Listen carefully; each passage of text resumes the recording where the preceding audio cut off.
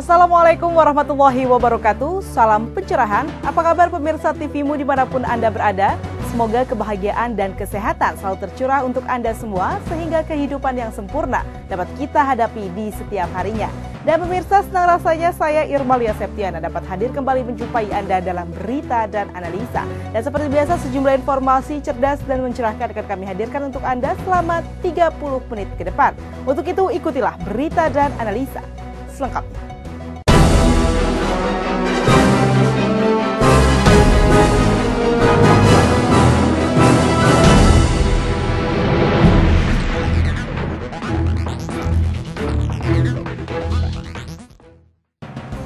Komisi Pemilihan Umum atau KPU telah menetapkan pasangan Jokowi JK sebagai presiden terpilih.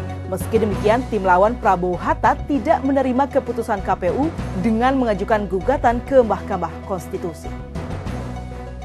Dalam hasil pemilihan presiden yang dihitung Komisi Pemilihan Umum, pasangan Jokowi JK berhasil mengungguli Prabowo Hatta.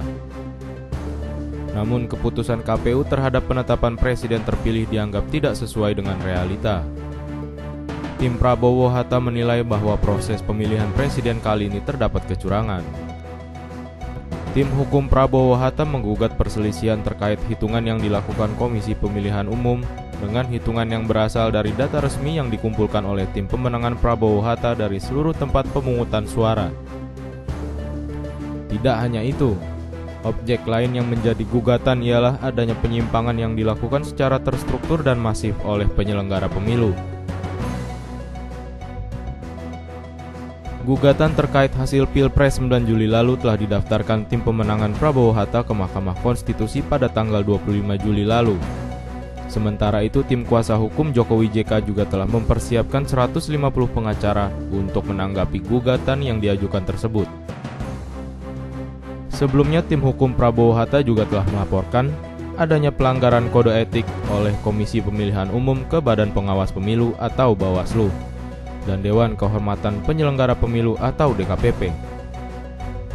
Namun Bawaslu dan DKPP hanya sebatas mengevaluasi, sedangkan hasil pemilu tetap akan diputuskan oleh Mahkamah Konstitusi.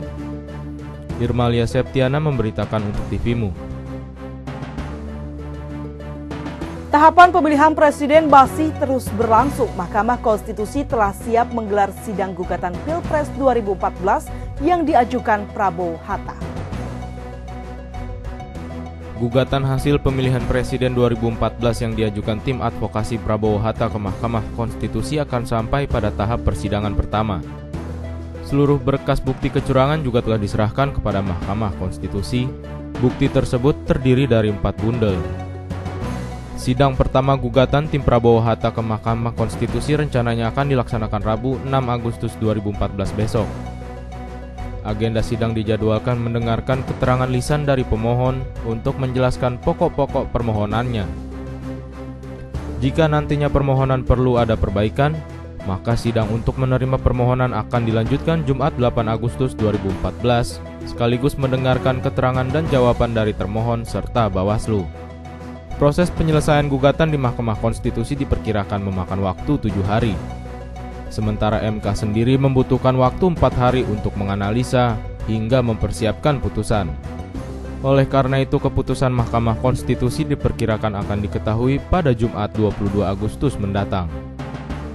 Sementara itu, menuju proses persidangan, tim Jokowi JK mempertanyakan kedudukan hukum Prabowo Hatta dalam gugatan Pilpres. Namun, tim Prabowo Hatta tetap optimis dapat menang di Mahkamah Konstitusi. Irmalia Septiana memberitakan untuk TVmu. Adanya gugatan yang dilakukan oleh salah satu pasangan Capres dan Cawapres, Mahkamah Konstitusi atau MK menyiapkan sebanyak 22.000 personil Polri untuk mengamankan di sekitar gedung MK. Meskipun pemilihan presiden telah usai, namun pengamanan akan tetap ditingkatkan dengan adanya gugatan sengketa hasil Pilpres kemarin dari salah satu pasangan Capres dan Cawapres. Kepolisian Republik Indonesia telah menyiapkan sebanyak 22.000 personel untuk mengamankan sidang sengketa Pilpres. Untuk mengamankan sidang supaya lancar, pengamanan akan dibagi menjadi 3 bagian. Pertama, pengamanan akan dilakukan di dalam gedung. Selain di dalam dan di luar gedung Mahkamah Konstitusi, kepolisian juga akan melakukan pengamanan yang sama terhadap pejalan kaki sekitar gedung Mahkamah Konstitusi. Pengamanan ini terkait adanya kubu dari Prabowo yang akan mengajukan gugatan hasil pemilihan presiden pada 9 Juli kemarin yang dianggap banyaknya terjadi kecurangan dalam pemilihan umum. Mas Agung Rahmantio, Rizwan Emdin memberitakan dari Jakarta. Dewan Kehormatan Penyelenggara Pemilu atau DKPP menerima 7 surat pengaduan terkait Pilpres 2014. DKPP hanya terima 6 pengaduan yang masuk lantaran 1 pengaduan lainnya hanya terkesan emosi sehingga tidak memenuhi syarat. 9 Juli kemarin Indonesia sudah melaksanakan pesta demokrasi untuk pemilihan presiden dan wakil presiden. Sayangnya dalam proses pemilihan presiden 2014 ditemukan kecurangan di beberapa daerah sehingga melibatkan penyelenggara pemilu. Ketua DKPP Jimli Asyidiki menegaskan bahwa DKPP menerima 7 surat pengaduan terkait pemilihan presiden 2014. Dari ke-7 pengaduan tersebut hanya 6 yang diterima oleh DKPP lantaran 1 pengaduan lain hanya terkesan emosi dan sembarangan sehingga tidak memenuhi syarat. Untuk diterimanya 7 perkara. Karena 7 perkara ini terlalu sedikit. Karena terlalu sedikit, ya kalau kurang-kurang sedikit, biarin aja lah. Itu kira-kira. Tapi tetap saja ada 1 di antaranya tidak bisa ditolong. Terlalu tidak memenuhi syarat. Sembarangan, sekedar melampiaskan emosi aja. Ya sudah, berarti yang kita terima hanya 6. 6 perkara yang kita terima. Dan dari 6 perkara itu pun nanti kita sidangkan serentak. DKPP memberitahukan Jumat 8 Agustus 2014 nanti akan diadakan sidang perdana terkait pengaduan tersebut. Sidang akan dihadiri oleh 6 pengadu formal, tim sukses dari 2 kubu, pihak yang diadukan yaitu KPU dan Bawaslu, juga kedua pasangan Capres dan Cawapres. Dari hasil sidang tersebut bisa berubah, namun keputusan final tetap ada pada MK. Rizky Nurul Ilmi, Bambang Triwibowo memberitakan dari Jakarta. Komisi Pemilihan Umum atau KPU menyatakan kesiapannya menghadapi gugatan sidang perdana gugatan hasil pemilihan umum presiden dan wakil presiden 2014 di Mahkamah Konstitusi atau MK pada Rabu 6 Juli 2014 besok. Persiapan yang dilakukan KPU dalam sidang perdana di Mahkamah Konstitusi atau MK yang akan digelar pada Rabu 6 Agustus 2014 mendatang atas permohonan pasangan calon presiden dan wakil presiden Prabowo Subianto Hatta Rajasa diakuinya oleh KPU sudah matang. Di antaranya menggelar rapat koordinasi bersama seluruh KPU, KPUD kabupaten atau kota dan provinsi. Menurut Ferry, Komisioner KPU, rapat koordinasi yang dilaksanakan selama beberapa hari yang dihadiri 109 KPUD kabupaten atau kota dan 21 KPU provinsi. KPU yang akan hadir dalam sidang tersebut merupakan yang masuk dalam permohonan pemohon di MK. Dalam konteks ini, KPU sudah melakukan upaya-upaya pembuktian. KPU juga harus mengajukan bukti-bukti di hadapan satu mekanisme peradilan sehingga tidak ada hal yang dikhawatirkan. Mempersiapkan sesuatunya dalam rangka persiapan untuk menghadapi gugatan di Mahkamah Konstitusi. Kita rakor dengan teman-teman KPU provinsi kabupaten kota yang khusus diajukan permohonan oleh pemohonnya seperti itu. Kita upayakan koordinasi dengan mereka. Dua hal yang kita persiapkan tentunya yang pertama adalah data fakta yang tentunya menjadi penting untuk kita persiapkan sebaik mungkin. Yang kedua tentunya argumentasi yang terkait dengan permohonan para pemohon itu yang kita siapkan. Nah, terkait nanti tanggal 6 dalam sidang perdana ya, insya Allah kita akan persiapkan segala sesuatunya dan kita akan sampaikan kepada mahkamah. Deddy Musoni memberitakan dari Jakarta. Massa pro Prabowo Hatta yang tergabung dalam Aliansi Dewan Rakyat Jakarta menyambangi kantor pemilihan umum atau KPU. Dalam aksi itu, pagar KPU disegel dengan menggembok pagar KPU dan menutup plang tembok KPU dengan baliho. Demonstran menilai kalau KPU gagal total selaku penyelenggara pemilihan presiden 2014 karena tidak netral. Oleh sebab itu, demonstran mendesak untuk memeriksa dan mengaudit seluruh komisioner KPU seluruh Indonesia. Pendemo juga meminta kepada aparat agar menangkap dan memenjarakan Husni Kamil Manik, Ketua KPU, dan menolak hasil pemilihan presiden dan meminta pemilihan presiden diulang. Orasi terus dilakukan oleh demonstran. Bahkan pagar KPU nyaris roboh karena terus digedor-gedor dan digoyang-goyang oleh pendemo. Tidak hanya itu, pendemo mengancam akan menggelar demo susulan dengan menggerakkan 10.000 massa. Ketua Pemenangan Prabowo Hatta DKI Jakarta Muhammad Taufik menegaskan, aksi penggembokan kantor KPU merupakan simbol kemarahan rakyat dan ketidakpercayaan terhadap komisioner KPU dalam menyelenggarakan pemilihan presiden 2014 lalu. Artinya bahwa memang ini harus sudah digembok oleh rakyat. Jadi supaya KPU nggak keluar-keluar, nggak buka kotak semau-semau. Jadi rakyat menggembok, mengunci seluruh komisioner KPU. Ya. Ini simbol kemarahan rakyat terhadap kecurangan KPU. Dalam aksi tersebut, aksi anarkis tidak berlanjut dan hanya penyegelan pagar kantor KPU. Sebab pendemo menilai kalau KPU tidak bisa bekerja dan lebih baik ditutup tanpa aktivitas. Deddy Musoni memberitakan dari Jakarta. KPU telah menetapkan Jokowi JK sebagai presiden dan wakil presiden terpilih hasil Pilpres 2014 oleh KPU. Oleh karena itu, Jokowi JK menjadikan bidang ekonomi dalam menyelesaikan kesenjangan sosial menjadi fokus 5 tahun ke depan. Siapapun yang terpilih sesuai keputusan MK mendatang, tugas utama dari presiden dan wakil presiden terpilih lebih khusus pada bidang ekonomi untuk membangun sektor perekonomian nasional yang mandiri dan berdaulat sesuai dengan Pancasila dan Undang-Undang Dasar 1945. Pemberdayaan ekonomi rakyat menjadi aspek yang sangat penting untuk mencegah terjadinya konsentrasi kekuasaan ekonomi yang mendorong pemberdayaan ekonomi dan politik rakyat. Khusus mengenai pasca Pilpres, ini yang menarik, perkaranya sedikit, cuman 7 pengaduan. Dari hiruk pikuknya Pilpres, ternyata yang diadukan ke DKPP berkenaan dengan dugaan pelanggaran kode etik yang dilakukan penyelenggara pemilu cuma ada 7. Berbanding terbalik dengan kasus pileg. Presiden terpilih harus bebas dari kepentingan oligarki dan tekanan negara lain, misalnya Amerika Serikat. Pemerintah ke depan juga perlu mencegah masuknya kelompok mafia Barclay atau perusahaan-perusahaan multinasional maupun lembaga keuangan internasional.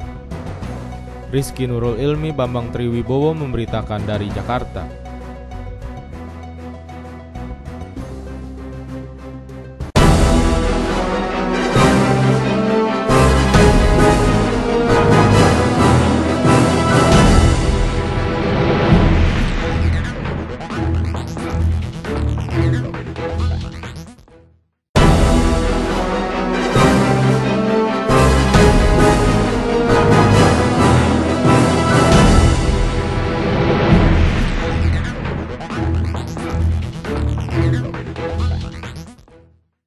Pemirsa, terima kasih Anda masih bersama kami dalam Berita dan Analisa. Pemirsa, hingga pasca Lebaran angka kecelakaan arus mudik pada tahun 2014 menurun hingga 14%. Meski demikian, Kapolri menegaskan seluruh pemudik tetap waspada dan berhati-hati dalam perjalanan. Kapolri Jenderal Polisi Sutarman mengatakan puncak arus mudik tahun ini sudah lewat.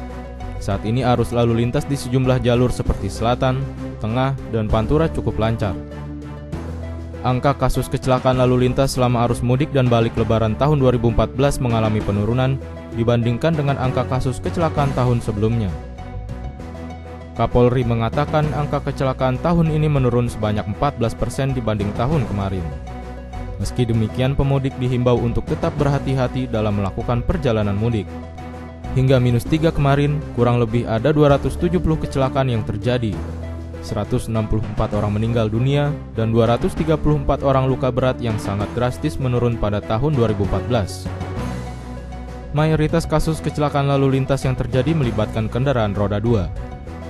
Jenderal Polisi Sutarman juga mengatakan hal itu tetap menjadi perhatian agar masyarakat tetap hati-hati dan waspada sehingga tidak terjadi kecelakaan, dan korban kecelakaan pun tiap tahunnya bisa semakin menurun.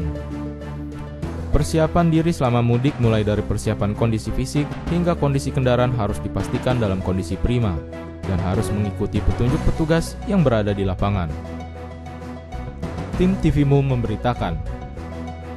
Setiap usai Lebaran, persoalan pelik menyergap Jakarta, yakni meningkatnya jumlah penduduk akibat urbanisasi. Bertambahnya jumlah penduduk tentu akan menambah berat beban yang harus disangga ibu kota negara ini. Lalu, adakah peran dari pemerintah pusat dalam menangani hal tersebut? Berikut ulasannya untuk Anda. Sebagai wilayah ibu kota, Jakarta menjadi magnet bagi para pendatang.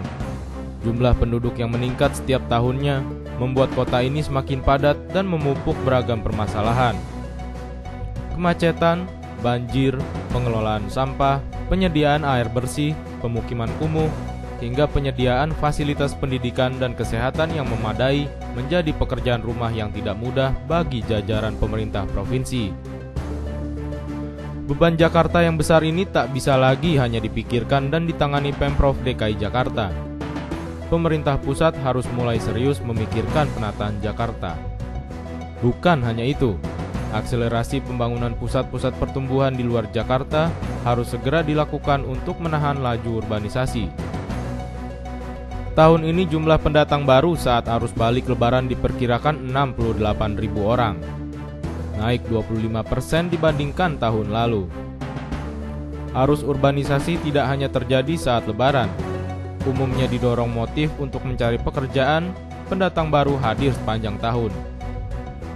Hal itu tercermin dari pertumbuhan jumlah penduduk 4 dekade silam, Jakarta dihuni 4,5 juta jiwa. Tahun ini jumlah penduduk Jakarta telah meningkat 2,5 kali lipat menjadi 10 juta jiwa lebih. Pertumbuhan penduduk yang lebih dahsyat terjadi di wilayah penyangga, yakni Bogor, Depok, Tangerang, dan Bekasi. Pada kurun waktu yang sama, penduduk yang bermukim di daerah tersebut meningkat dari 3,4 juta menjadi 19,8 juta jiwa atau naik hampir 6 kali lipat. Dengan demikian, jumlah penduduk Jabodetabek kini sudah menembus 30 juta jiwa. Bandingkan dengan benua Australia yang jumlah penduduknya hanya 22 juta jiwa. Padahal luas wilayah daratan Australia 4 kali lipat luas wilayah daratan Indonesia. Melihat postur demografi yang demikian padat, menambah berat beban yang harus disangga Jakarta dan wilayah sekitarnya. Berbagai persoalan pelik yang selama ini menjadi bagian dari kehidupan warga Jakarta semakin sulit terurai. Bertambahnya penduduk berkonsekuensi menambah kebutuhan ruang untuk tempat tinggal, menambah kebutuhan sarana transportasi untuk mobilitas warga, kebutuhan air bersih, lapangan kerja, fasilitas pendidikan, fasilitas kesehatan, serta fasilitas sosial dan ekonomi lainnya. Saat ini beban tersebut sudah terbagi dengan wilayah penyangga. Jutaan orang yang sehari-hari bekerja di Jakarta, pada kenyataannya bermukim di wilayah Bogor, Depok, Tangerang, dan Bekasi. Namun karena minimnya sarana transportasi publik yang layak, telah melahirkan persoalan kemacetan yang akut. Harus diakui, belum ada pola pembangunan yang terintegrasi antara Jakarta dan wilayah sekitarnya. Sebagai ibu kota negara dan sebagai pusat pemerintahan, Jakarta butuh penanganan khusus yang tidak bisa dipisahkan dengan kawasan sekitarnya. Menata Jakarta membutuhkan koordinasi dengan 2 provinsi tetangga, yakni Banten dan Jawa Barat. Ini penting dan harus dilakukan, mengingat Jakarta sangat membutuhkan daya dukung kawasan penyangga tersebut. Penataan kawasan ini harus terintegrasi, misalnya penataan transportasi umum untuk mengurangi kemacetan, penataan kawasan hulu untuk mengurangi banjir di Jakarta, pembangunan wilayah tangkapan air yang juga untuk mencegah banjir dan dijadikan sumber air bersih, pengelolaan sampah, serta penataan kawasan industri dan permukiman. Sayangnya koordinasi itu hingga kini masih menjadi barang mahal. Dalam kondisi ini, peran pemerintah pusat menjadi penentu dalam menguntungkan semua pihak. Pemerintah pusat harus mampu mengintegrasikan pembangunan di Jakarta dan wilayah sekitarnya. Terpilihnya presiden baru harus menjadi momentum untuk mewujudkan konsep pembangunan megapolitan atau Greater Jakarta. Pemerintah baru diharapkan memiliki strategi pembangunan daerah yang lebih terarah dan mampu mengakselerasi lahirnya kawasan pertumbuhan baru di luar Jakarta dan di luar Jawa. Hal ini penting untuk mengurangi tekanan urbanisasi ke Jakarta dan Pulau Jawa, sehingga sasaran pemerataan pembangunan di seluruh wilayah Indonesia dapat tercapai. Andri Rahmawan memberitakan untuk TVMU.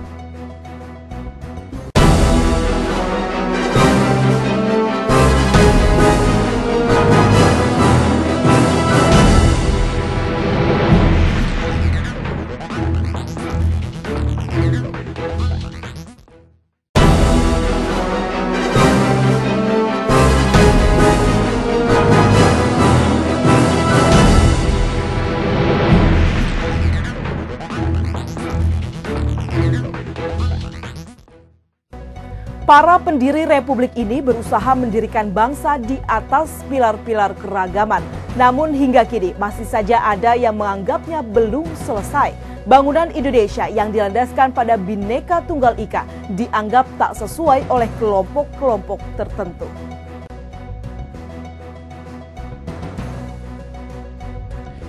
Di atas altar bernama Indonesia, ide mendirikan negara berlandaskan agama tidak bisa dipungkiri oleh beberapa kelompok. Cara-cara ditempuh pun beragam, dari yang agak lunak hingga teror dan kekerasan. Agama pun seolah dibajak menjadi legitimasi untuk mengabsahkan langkah-langkah mereka. Celakanya, jika langkah tersebut tidak memperdulikan apakah itu cocok dengan keindonesiaan atau bertentangan dengan spirit kebangsaan. Jika benar mulai ada perkembangan ISIS di Indonesia, ia bisa menjadi ancaman bagi keragaman dan kebinekaan Indonesia. Itu bisa kita lihat dari rekam jejak ISIS di Timur Tengah yang menganut paham radikal, yang terlegitimasi pemahaman agama secara literal. Sangat dikhawatirkan pendirian ISIS akan menjadi titik temu sejumlah organisasi radikal. Benar pernyataan Ketua Umum Majelis Ulama Indonesia (MUI) Din Samsudin mengatakan ISIS adalah kelompok sektarian radikal. Cara yang mereka tempuh jelas bertentangan dengan nilai-nilai Islam yang rahmatan lil alamin dan tidak ada contoh dari perjuangan Nabi Muhammad SAW. Pemerintah harus tegas menghentikan perkembangan ISIS yang nyata organisasi radikal. Pemerintah harus mendorong Badan Nasional Penanggulangan Terorisme dan Densus 88 dengan mengajak pesantren dan tokoh agama untuk memformulasikan program kontra radikal dan deradikalisasi. Selain itu, Badan Intelijen Negara, Kementerian Luar Negeri, dan Imigrasi perlu dilibatkan karena ISIS bukan aliran agama berisi teologi, melainkan gerakan politik yang mengancam kedaulatan dan konstitusi. Kita tidak ingin bangunan kebangsaan terkoyak oleh keyakinan segelintir orang yang membajak agama untuk kepentingan yang jauh dari urusan keagamaan. Andri Rahmawan memberitakan untuk TVMU. Menteri Agama Lukman Hakim Saifuddin mengajak umat muslim di Indonesia mencegah penyebaran pengaruh ISIS. Lukman menilai ISIS bertentangan dengan Pancasila. Menteri Agama Lukman Hakim Saifuddin memandang ISIS merupakan organisasi pergerakan yang berpaham radikal. Dalam pergerakannya, ISIS menggunakan kekerasan demi memperjuangkan apa yang diyakini. Mereka ingin perjuangkan negara Islam di Irak dan Suriah. Oleh karena itu, menurut Lukman, umat Islam Indonesia tak perlu terpengaruh dan ikut-ikutan. Menurut politisi Partai Persatuan Pembangunan ini, ISIS bertentangan dengan Pancasila karena menganggap ideologi tersebut sebagai berhala. Hal tersebut sudah kelewat batas dan harus ditindak aparat hukum. Lukman menghimbau pada umat muslim agar benar-benar mawas diri terhadap ajaran tersebut. Menurutnya, dakwah Islam itu mengajak dan merangkul semua kalangan dengan cara-cara yang baik dan penuh hikmah, bukan dengan menebar ketakutan dan kekerasan. Lukman berharap dalam memanfaatkan momentum Idul Fitri ini, setiap ormas Islam dengan bimbingan dan arahan ulamanya masing-masing mampu lebih mengintensifkan ajaran Islam yang rahmatan lil alamin dan menebarkan kemaslahatan bagi sesama dalam bingkai keutuhan negara Kesatuan Republik Indonesia. Di era globalisasi ini, lanjut Lukman, kita harus mampu memperkuat diri guna menangkal analisir yang bisa mengusik keutuhan negeri ini sebagai sesama umat beragama, berbangsa, dan bernegara. Andi Zulfikar memberitakan untuk TVmu. Ya pemirsa, beralih ke berita selanjutnya, meski Israel telah menarik sebagian pasukan daratnya, namun serangan biadab Israel ke kawasan Gaza, Palestina belum juga berakhir. Korban berjatuhan kebanyakan dari pihak sipil. Bangunan-bangunan pun tak luput dibombardir. Bahkan sebuah sekolah PBB di Gaza Selatan ikut menjadi sasaran. Sedikitnya 10 orang tewas dan lebih dari 30 orang terluka. Pesawat tempur milik Israel telah membombardir sebuah universitas di jalur Gaza, Islamic University of Gaza. Pusat pengembangan senjata yang terletak di universitas tersebut menjadi target utama serangan. Serangan terhadap universitas itu merupakan bagian dari serangan terhadap kota di selatan Gaza, yakni Rafah. Seperti disinyalir Al Jazeera, pejabat kesehatan Palestina Ashraf Al-Qudra mengatakan, rumah sakit utama di daerah tersebut dikosongkan akibat serangan. Kepala Badan Perserikatan Bangsa-Bangsa untuk Pengungsi Palestina menyatakan terkejut atas penembakan kembali terhadap sekolah Badan Dunia tersebut. Sekretaris Jenderal PBB Ban Ki-moon menilai penyerangan terhadap sekolah PBB sebagai wujud kebiadaban moral serta merupakan sebuah tindakan pidana. Pertempuran sengit juga terjadi di sepanjang daerah perbatasan di Rafah. Sementara itu korban jiwa terus berjatuhan. Berdasarkan data Kementerian Kesehatan di Gaza, sedikitnya 107 warga Palestina tewas dalam serangan, menyusul gagalnya kesepakatan gencatan senjata. Daftar tersebut menambah jumlah korban di pihak Palestina menjadi 1.865 orang, terhitung sejak tanggal 8 Juli lalu. Kebanyakan korban adalah warga sipil, dan lebih dari 8.900 warga Palestina dilaporkan mengalami cedera. Di sisi Israel, 3 warga sipil tewas oleh roket yang diluncurkan dari Gaza, dan sedikitnya 61 tentara tewas dalam konflik ini. Beberapa upaya gencatan senjata dan upaya diplomatik masih terus berlangsung. Andri Rahmawan memberitakan untuk TVmu. PBB dan sejumlah negara barat mengecam tindakan Israel yang mengebom area dekat sekolah di Gaza. Oleh karena itu, Israel menerapkan gencatan senjata sepihak untuk wilayah Gaza. Gencatan senjata sepihak oleh Israel terhadap wilayah Gaza dilakukan selama 7 jam. Pengumuman gencatan senjata diutarakan di tengah kecaman komunitas internasional terhadap Israel yang menyerang area dekat sekolah PBB. Padahal area tersebut adalah tempat pengungsian bagi warga sipil. Sebelumnya, Israel telah diperingatkan sebanyak 33 kali untuk tidak menyerang wilayah dekat sekolah PBB tersebut. Namun pihak Israel tetap melakukan serangan. Akibatnya, juru bicara kemanusiaan PBB mendesak penyelidikan segera penanggung jawab aksi berdarah tersebut. Gencatan senjata oleh Israel ini berlaku di seluruh wilayah Palestina kecuali Rafah. Aksi ini akan dimulai pukul 14.00 hingga 21.00 waktu Indonesia Barat. Meski demikian, pihak Israel akan tetap membalas jika ada serangan selama masa gencatan senjata tersebut. Menanggapi aksi Israel ini, juru bicara Hamas Abu Zuhri tetap menegaskan kepada warga Gaza untuk tetap waspada. Sebab Zuhri skeptis terhadap aksi Israel tersebut dan menganggap hanya sebagai upaya pengalihan dari pembantaian Israel oleh negara barat. Malia Septiana memberitakan untuk TVmu. Emir Qatar Sheikh Tamim bin Hamad Al Thani mengecam Sekjen PBB Ban Ki-moon. Emir menilai Ban Ki-moon sangat sembrono menuduh Hamas sebagai pihak yang bertanggung jawab atas kegagalan gencatan senjata 72 jam. Seharusnya, kata Sheikh Tamim, Ki-moon melakukan pengecekan fakta sebelum mengeluarkan pernyataan ke publik melalui media. Seperti dikutip Islam Memo, Syekh Tamim menegaskan pernyataannya secara langsung kepada Kimun lewat telepon ketika PBB meminta bantuan Qatar mencari informasi tentara Israel bernama Hadar Goldin yang hilang di Rafah pada Jumat pekan lalu. Syekh Tamim juga menyampaikan keprihatinan dirinya dan menyesalkan sikap diam PBB dan organisasi-organisasi internasional lainnya atas kekerasan terang-terangan yang dilakukan militer Israel terhadap warga sipil Palestina di jalur Gaza. Syekh Tamim meminta PBB untuk memiliki sikap yang jelas terkait kejahatan perang Israel dan mendorong seluruh pihak yang terkait, Mesir dan Israel, untuk membuka pintu perbatasan dalam rangka mempermudah masuknya bantuan kemanusiaan ke Gaza. Andi Zulfikar memberitakan untuk TVMU. Ya pemirsa, informasi tadi sekaligus menutup jumpa kita kali ini. Saksikan terus berita dan analisa hanya di TVMU.